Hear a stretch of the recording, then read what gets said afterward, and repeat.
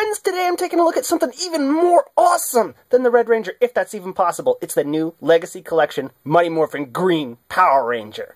Let's open it. Here's a Green Ranger out of the package, and I think the sculpt is pretty good on this guy. He uses the same body for the most part as the Red Ranger. In the Red Ranger view, I said I didn't like how there was extra muscle on the torso that sort of distracted from how plain the arms and the legs look, but here, the Dragon Shield kind of covers it up. And the first thing I noticed about the Dragon Shield is it kind of sticks out far from the body. Like, I wish it would, you know, stay in there, but it's this sort of bendy material, so I'm not worried about it, like, chipping off or anything, so that's nice. When it comes to details, they sculpted the armbands, they even sculpted the little gold edges of the bands on the gloves and the boots. That's a sculpted line, not just painted on, so that's very good work. Even the things under here, they did sculpt these, but it's not that raised. It's good, though. I'm glad they sculpted it. Let's take a look at the sculpting on the belt buckle, the morpher. It's very good. It's not as detailed a design as the Red Ranger, but that's a design thing. They went as detailed as they could with that. Here's the head up close, and the sculpt is pretty perfect from what I can tell. They even managed to get that tiny little gem on there. And if you start looking at the paint, that gem is painted so perfectly. The little gold trim around it. They did a great job with the paint on that, but then we come down to the teeth around the visor again. And those teeth should be silver, and they got these tiny little black dots on the first 3 teeth on mine. It's like, what's going on there? I don't know, but, well, now that I think about it, teeth are supposed to be white, so I don't know why the designs were painted silver in the first place. But it doesn't matter. When we look at the rest of the paint, I love the gold that they chose for the Dragon Shield. It is awesome. It's just the right level of shininess. It doesn't come off as like too shiny or too dull or anything. I think the gold paint they chose is perfect. But the only paint app they're missing is these little symbols in the diamond. Are they supposed to be black? I thought they were supposed to be black. I guess they're technically missing like Power Ranger or Zhu Ranger text around the red ring there on the belt buckle, but nobody's going to blame them for that. They got way detailed paint on the belt buckle, and all the other paint all around is pretty great. Now it's time to check out the articulation. If there's one thing I can say about these new Legacy figures, it's that they have awesome articulation. And thankfully, on the Green Ranger, the Dragon Shield doesn't get in the way too much. He has a ball head on a hinge. It doesn't get great side-to-side motion, but, you know, great up and down because of that hinge mostly. And then he has ball shoulders, and that's as high as they go, but that's as high as the Red Rangers get, and the Red Ranger didn't get a shield to block him, and so the shield kind of blocks him when he gets up that way, but you can still get him in some great poses, though, I feel. And he has a cut bicep, double elbow, cuts at the tops of the gloves. I'm breaking this poor guy's arm. And he has balls at the wrist that kind of swivel around, too. Some people might not like how these balls break up the sculpt, but I think they're okay. He has an ab crunch, and the shield does not hinder it at all. I feel like I'm getting the full range with that. He has a cut at the waist, and unfortunately, because the waist is wider at the hips, when you turn that much, the belt buckle kind of stops you.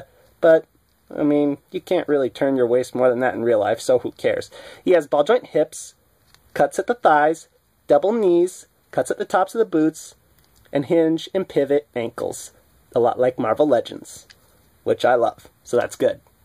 So the packaging on this guy is pretty interesting. I really feel like it's Bandai America's attempt at emulating Bandai Japan here. I mean, when they did SH Figure Arts, you notice the similarities. They got the Ranger's name, well, not name, just Green Ranger, the color, I guess, the designation, printed on the clear part on both packages. They got a Mighty Morphin logo down here, except for the 20th. It's not 20th anymore. And then they got character artwork. On this, though, it's a picture of the actual figure. Over here, it's just character artwork, because I guess they couldn't quite measure up. But looking at the rest of the packaging, somebody ripped this up on mine. It's like they were trying to get it out. But, yeah, whatever. I'm going to throw away the packaging anyway, so it doesn't matter. On the back, you see the rest of the figures in Wave 1.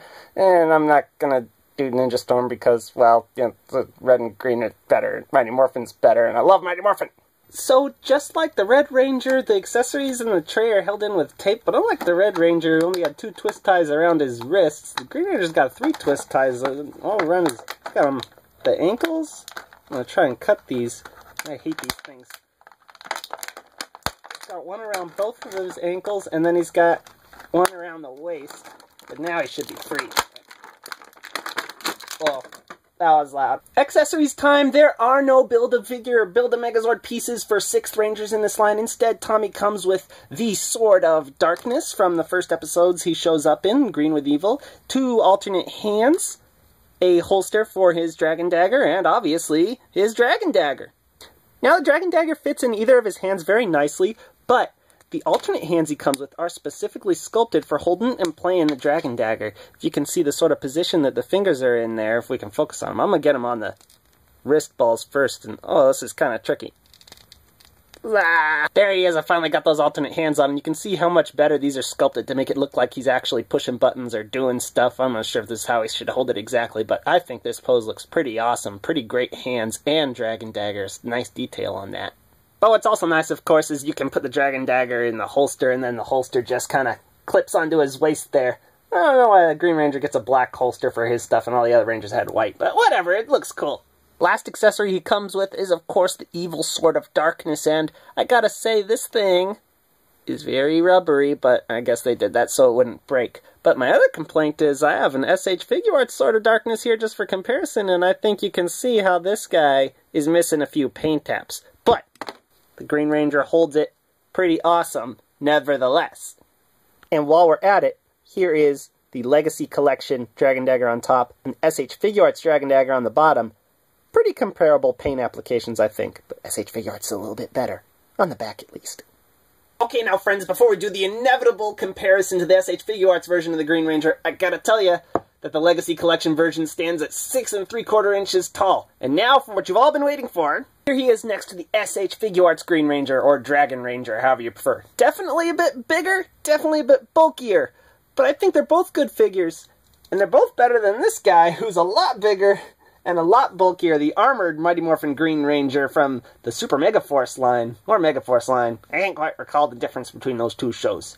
It's funny, going from left to right, it's like you just get a brighter and brighter shade of green, you just get bigger and bigger, and the cost just gets cheaper and cheaper. It's weird. The bigger you get, the cheaper you get, and the worse paint applications you get.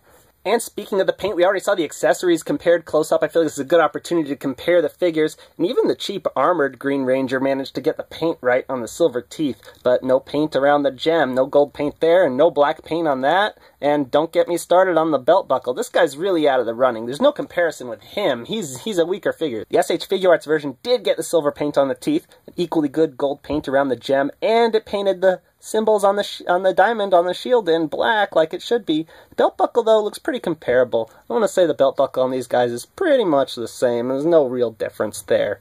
Side to side, you will notice the shield on the SH Figuarts version does not stick out like the shield on this guy, though, so that's an improvement. The tone in green is also obviously different, but, you know, I think that's just an artistic sort of choice, not really an accuracy choice. What is inaccurate, though, the SH Figuarts version kind of breaks up the lines on the gloves for the sake of articulation. Legacy Collection version doesn't have to do that, so a few pluses, a few minuses. It's really up to personal preference, I feel. Ultimately, this is a really awesome figure to get, you guys. I love the Green Ranger, and if you love the Green Ranger too, you'll love this figure. Sword of Darkness is an awesome inclusion, and it's easily better than the armored Mighty Morphin Green Ranger, Red Ranger. It's easily better than the Legacy Collection Red Ranger, too. Whether or not it's better than the SH Figuarts, I'm going to say no, but it's kind of up to personal preference, and this is a good figure to get, whether you have that Figuarts version or not. Peace out, YouTube.